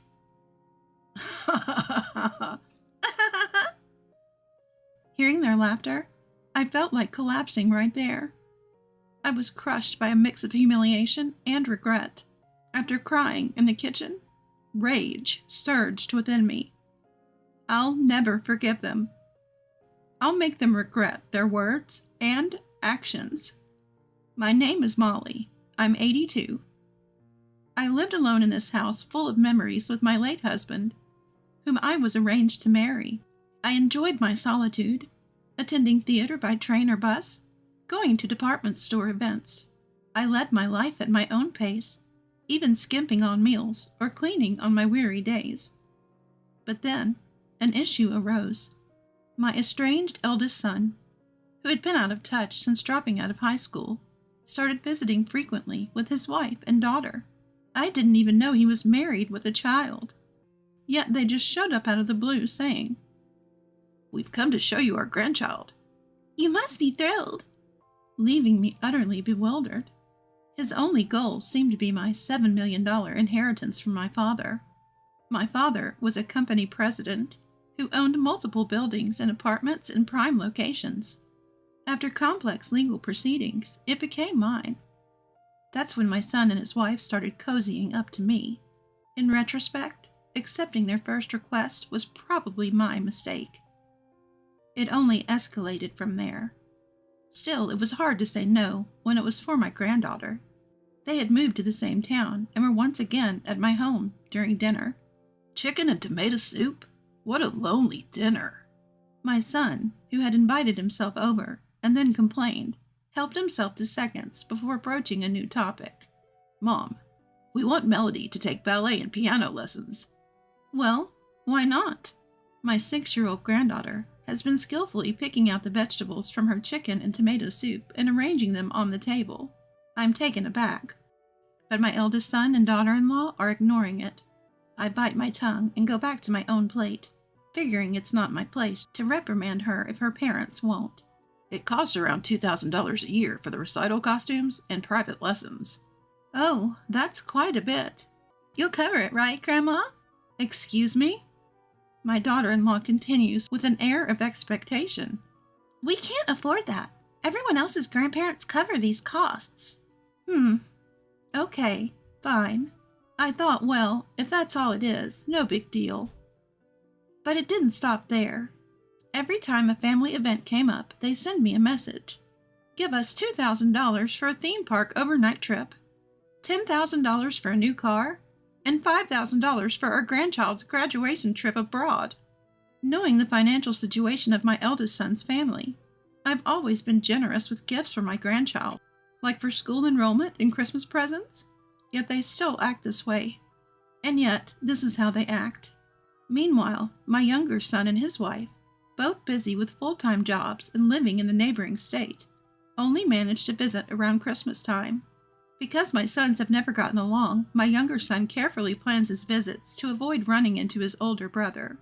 When they do come, his wife helps out in the kitchen, and he takes on tasks like caring for the plants in the garden or cleaning out the storage room. They've never asked for money. After my husband passed away, when I was at my lowest, they would come to chat or take me out for afternoon tea at a hotel. They always tried to lift my spirits. Feeling guilty for the apparent favoritism, I once apologized to them. They smiled warmly and reassured me. We both work part-time and don't have children, so it's no big deal for us. I'm more than grateful for your hospitality whenever we visit, mother-in-law. Is that so? Thank you. In stark contrast, my eldest son's wife constantly makes demands, as if it's my duty to fulfill them. If I show any hesitation, I immediately get a call from my grandchild. Grandma, please let us make some summer memories. I'm already in middle school. A compact car is too cramped for us. The travel fund and my savings aren't enough. It's hard to say no when pleaded with in such a sweet voice. That's how my eldest wife's son manipulates, making my grandchild call to coax money out of me, time and again. The last straw was the Sweet 16 party that cost $10,000. When I tried to decline due to the exorbitant cost, she exploded over the phone. Don't you care about your only grandchild? You know we don't make much, right? This is a special occasion. Just give us the money without making a fuss. If they're aware that their income is limited, why not take some initiative, like getting regular jobs or even a side gig? They both never quit their jobs. That's why they never get a raise, right? I wanted to say that, but I didn't want to turn it into a mother-in-law versus daughter-in-law showdown, so I just gave them the money. It's not that I mind spending money on my grandchild. It's the entitled attitude from my eldest son and his family that bothers me. Despite constantly asking me for things, my daughter-in-law treats me poorly. As winter was ending, I got a message over the weekend saying, I want to go to Grandma's house. My grandchild mentioned craving shrimp gratin. Tired but determined, I went shopping and made a special meal for the family. They walked in barely saying hello, made themselves at home on the living room couch, and started using their phones or watching TV. Could you bring us some snacks? Sure, I'll bring some cookies.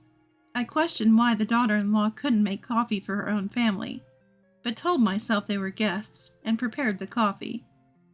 This has been the pattern since the grandchild was small. They show up right before payday, eat dinner, take a bath, enjoy some beer or juice and snacks, and leave without cleaning up. They don't help with dishes or say thank you. He doesn't even ask. He just takes loads of stuff every time, from daily necessities to groceries. You'd think he could just ask me, but no, he takes things without saying a word.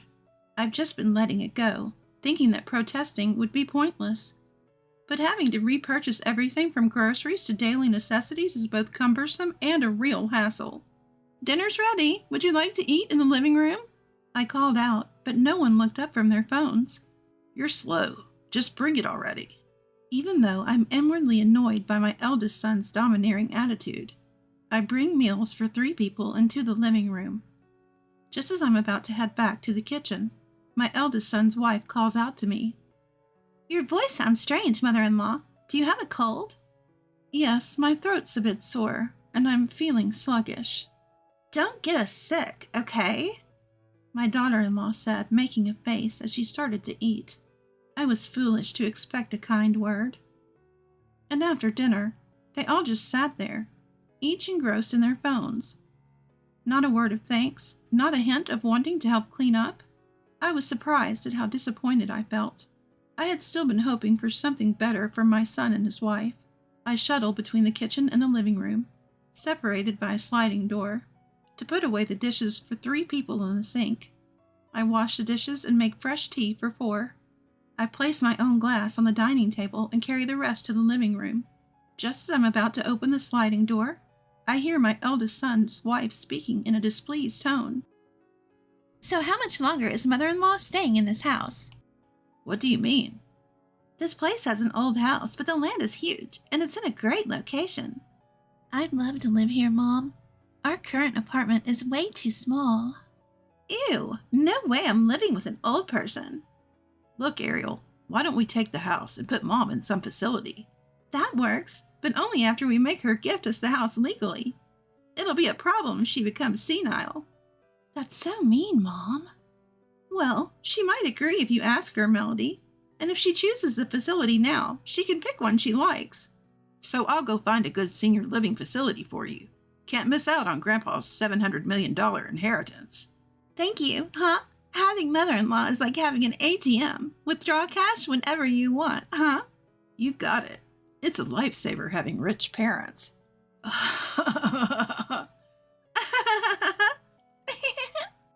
felt like collapsing right there as the three of them laughed. I wobbled over to the dining table and set down my glass and slumped into a chair. I have to say, I'm pretty spry for 82.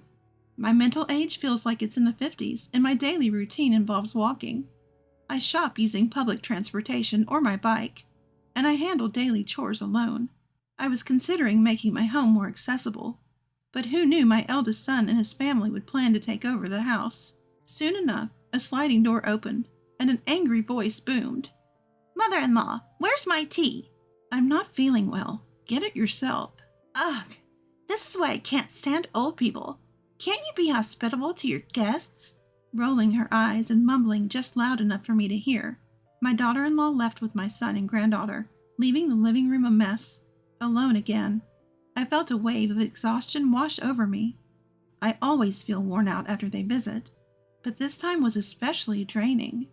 Tears flooded my eyes as I remembered their heartless words and actions. How could they think that way? Where did I go wrong raising my eldest son? My chest ached with shame and regret. After shedding some tears, a wave of anger surged within me. I clenched my fists. I won't let them get away with this. They'll regret their actions. Just you wait.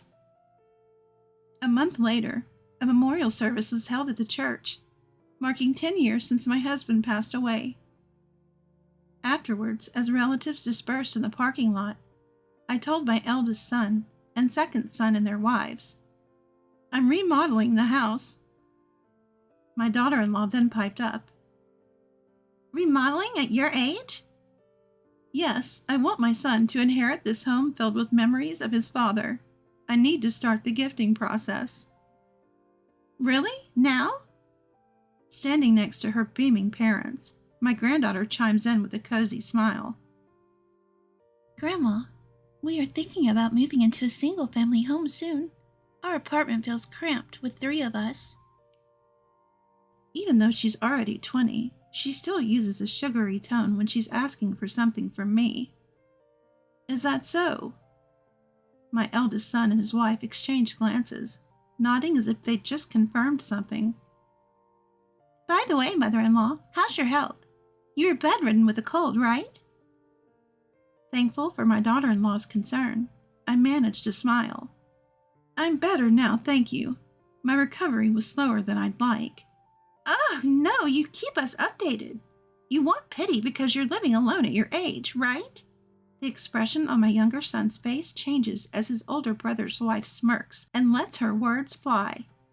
Excuse me, sister-in-law? Ignoring her brother-in-law's attempt to stop her, she hops into the car, rolls down the passenger side window, and shouts with a laugh. Grandma's our piggy bank. From now on, just contact us for major life events, okay? And let us know once you've sorted out the living trust.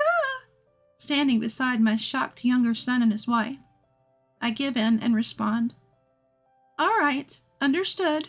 Afterwards, while calming down my angered younger son and his wife, they drove me home. For a while, I didn't hear from my older son's family. I began renovating my house as declared and proceeded with various preparations. Then I invited my younger son and his wife over to talk. And surprisingly, my older son's family showed up uninvited. Sorry, Mom. I casually mentioned to my brother that you had finished the home renovations, and they insisted on coming. I shrugged my shoulders at my apologetic younger son. It's fine. Let's also talk about the living trust while we're at it. My older son's family, particularly his wife, were inexplicably in high spirits. You have to let us know right away, mother-in-law. It's our house after all. She forcefully pats my back and shoves past me to take a look around. They surveyed the newly styled kitchen and dining area and looked delighted at the spacious living room. The wife gestured and complimented. The other room still looks outdated, but this living room is amazing, Mother-in-law. You actually have good taste.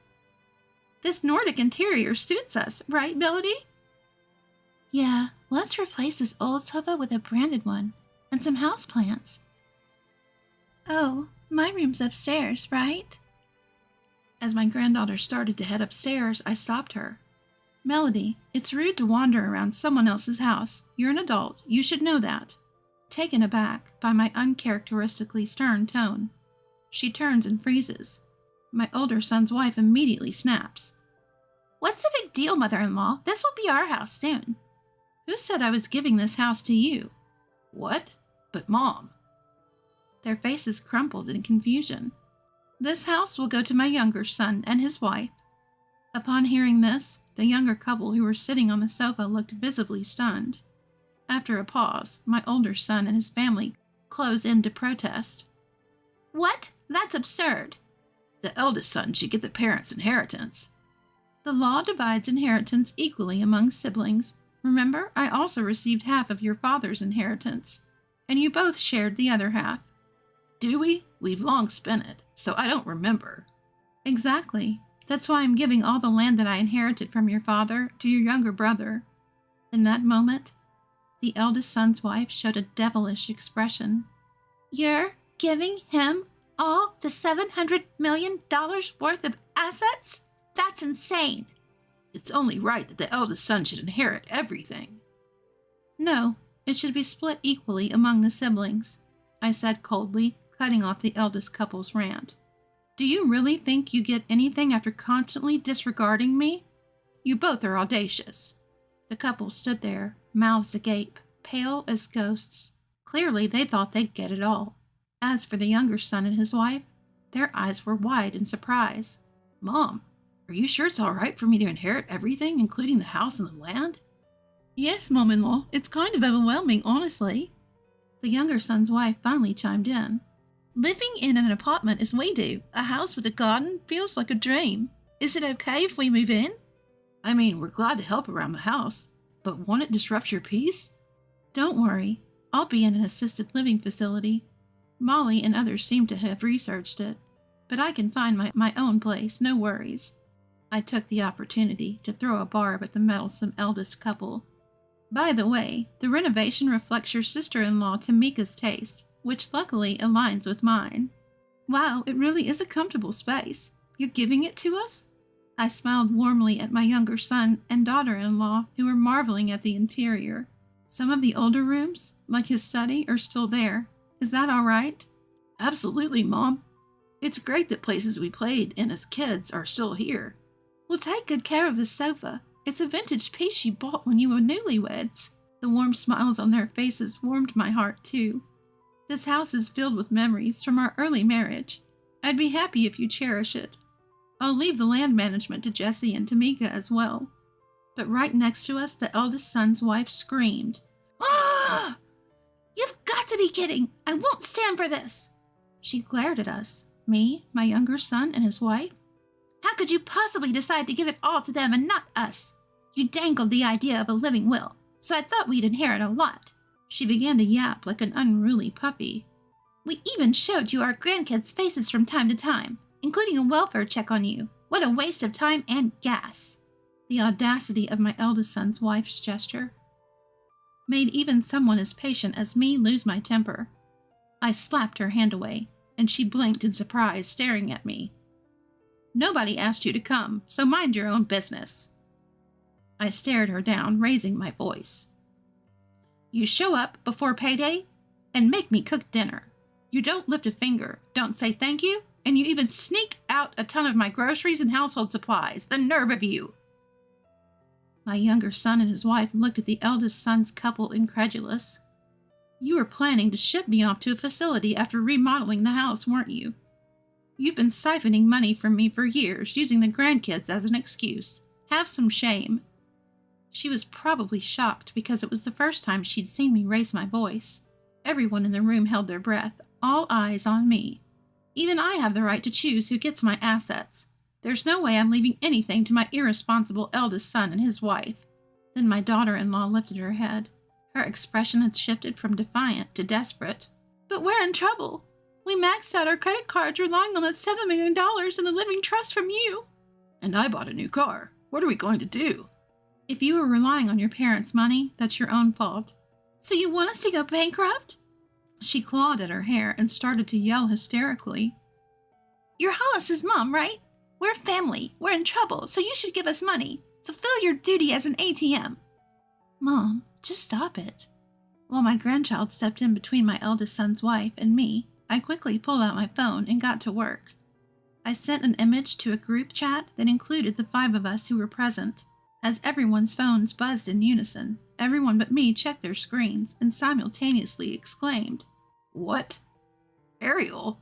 What? Why did this get sent to me? Is this for real? Oh my God. It's no wonder they were shocked. The video showed my daughter-in-law acting in an unthinkable manner. I played the video on my phone for everyone to see.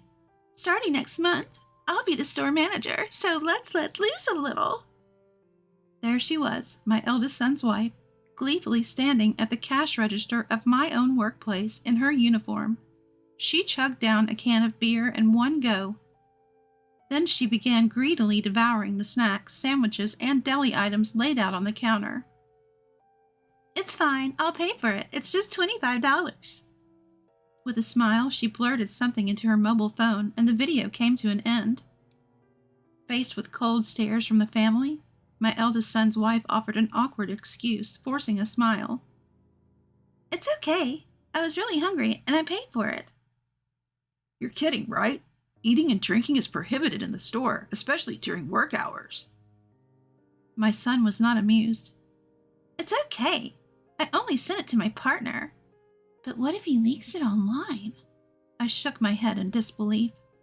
I felt sorry for my son and granddaughter, who were searching the internet with solemn faces. Don't worry. The original video has already been deleted. Really? How do you know?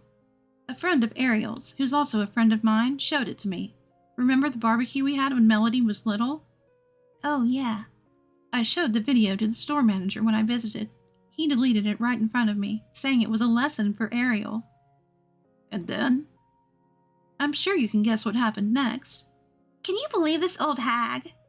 The oldest son's wife lunged at me in fury, only to be quickly pulled away by the second son. Smoothing out the wrinkles on my collar, I spoke to her with icy detachment. You're almost 60, aren't you? Can't you tell right from wrong? You don't even think about how you're affecting the family. I'm truly disappointed. But what are we going to do now? I was supposed to get a pay raise and bonuses as a manager. And we'd be able to buy all the designer stuff we wanted. You've ruined everything. She cried and muttered, to which I replied, Why not take your complaints to the manager and apologize, though I doubt you'll be forgiven. Darn you, you'll regret this. Fuming, she left the house in a huff. The remaining eldest son clung to me, his face pale, his eyes filled with tears. What should I do? We won't be able to pay our condo rent anymore. Mom, I apologize for the awful things I've said. Please help me out. I have no money to give you. This conversation is over. Go home. Dad, let's give it up. Though his daughter tried to pull him away, he remained as rooted to the floor as if he had grown roots. This time, he turned to his younger brother, desperation in his voice. Hey, Jesse, even if it's just 1/3, could you share some of Grandpa's land with me? No way. You ignored Mom, and now you dare ask?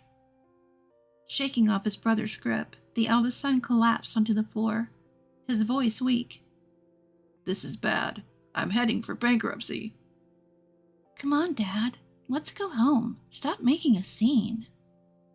Prompted by his daughter, my eldest son left with his shoulders slumped.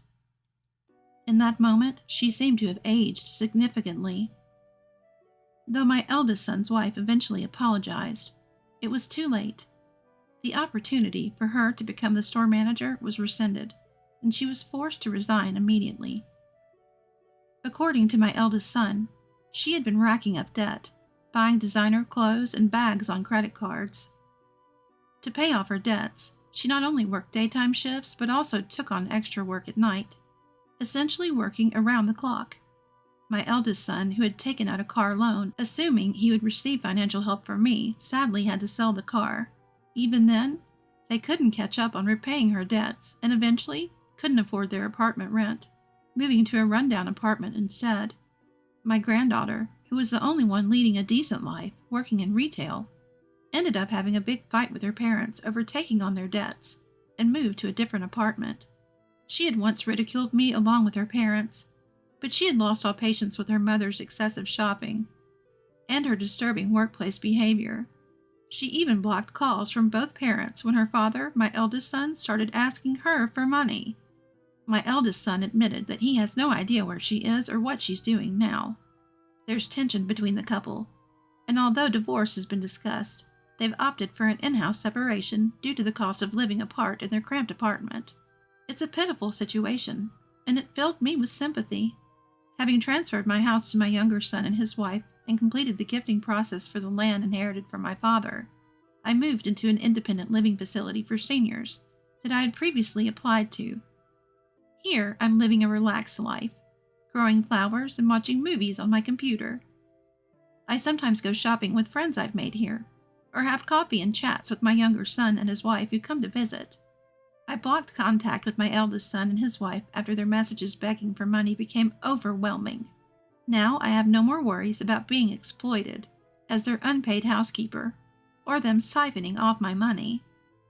I plan to spend the rest of my life peacefully, watching over my kind-hearted younger son and his wife.